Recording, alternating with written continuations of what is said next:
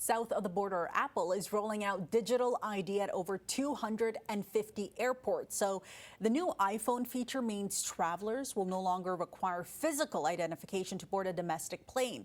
So how long until we see a similar move here in Canada? And is there a risk associated with government ID going digital?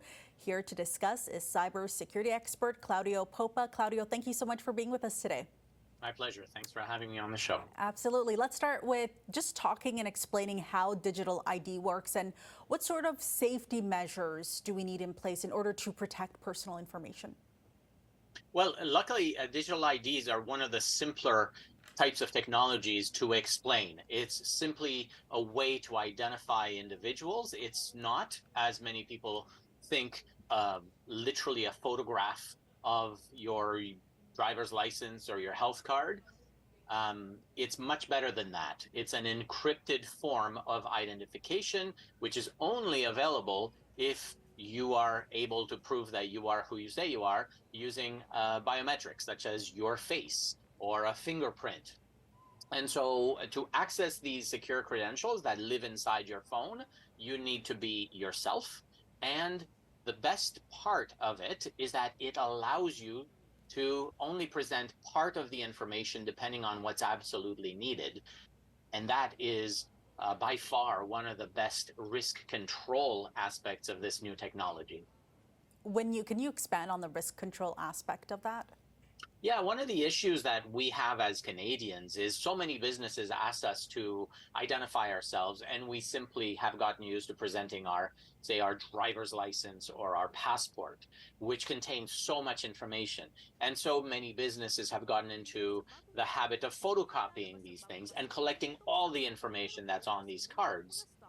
With digital IDs and digital wallets, we have the freedom and the flexibility to only say present our name or present our birth date or present our address and nothing else. So that is a great plus because, as we know, scammers thrive on the volume of information that's collected and leaked with every type of identity theft situation. Good to know. So this ability to add your driver's license to a digital wallet doesn't really exist here in Canada right now. There's been conversation, but we haven't moved on that. But what kind of changes really need to happen for us to start using this technology?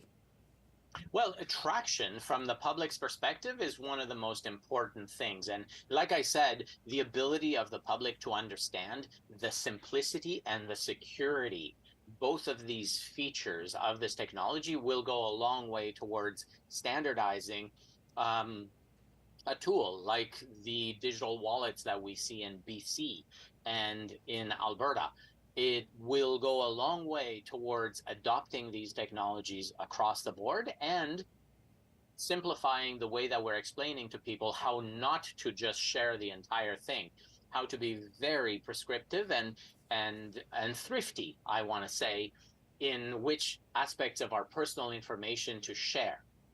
And if I can mention one more thing, which is an exciting development, it's that whenever these wallets are implemented, they are privacy aware, and that means that whenever they're presented, it doesn't automatically notify the government or it doesn't automatically notify Apple. And that's a beautiful thing because it reduces this trend that we've been seeing in society as a whole towards digital surveillance. And it brings back some control to users and to citizens like ourselves. So people should like it.